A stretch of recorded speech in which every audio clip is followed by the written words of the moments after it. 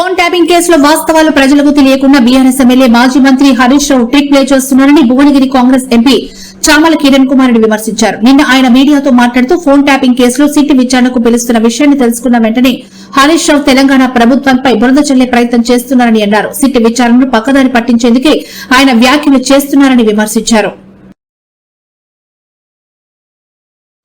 హరీష్ రావు గారు, మీరు ప్రతిసారి సిట్ అనే దర్యాప్తు జరుగుతున్న సమయంలో రేపు ఎల్లుండో సిట్ పిలుస్తుందనగానే తెలంగాణ ప్రభుత్వం మీద ఏదో ఒక ఆరోపణ చేసి అవాక్కులు చెవాక్కులు చెప్పి తెలంగాణ సమాజాన్ని పక్కదో పట్టించి సిట్టు దర్యాప్తును కూడా పక్కదో పట్టించి సిట్టు దర్యాప్తులో జరుగుతున్న అంశాలు కూడా ఎవరు వాస్తవాలు అనుకోవద్దని నీ ట్రిక్స్ అండ్ ట్రేడ్స్ ప్లే చేస్తున్నావు. ఈరోజు మీరు మాట్లాడుతున్నటువంటి అంశాలు సింగరేణిలో రేవంత్ రెడ్డి గారి బామ్మర్దికి కోట్ల రూపాయల కాంట్రాక్టులకు అట్టగంటిదని. అసలు ఈ సృజన్ రెడ్డి ఎవరు?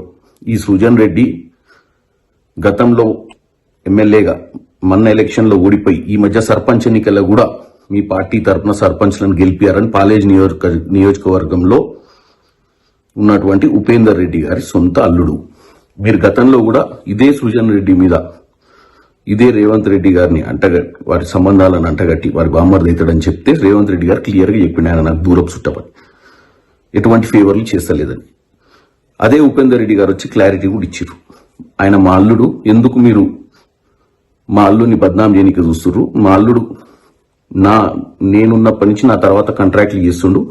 ఇదే సింగరేణిలో ఇదే సృజన్ రెడ్డికి సంబంధించిన కంపెనీకి గతంలో వర్కులు మీ ఆయంలోనే వచ్చినాయి. ఆయనకే కాదు, సింగరేణిలో ప్రతిమా శ్రీనివాస్ రెడ్డి, సుధాకర్ రావు, హర్ష, చాలా మంది మీ చుట్టాలకు కూడా సింగరేణిలో మీరు కాంట్రాక్ట్లు ఇచ్చుకోరు. అదే కాంట్రాక్టర్లు ఈరోజు సింగరేణిలో కంటిన్యూ చేస్తారు.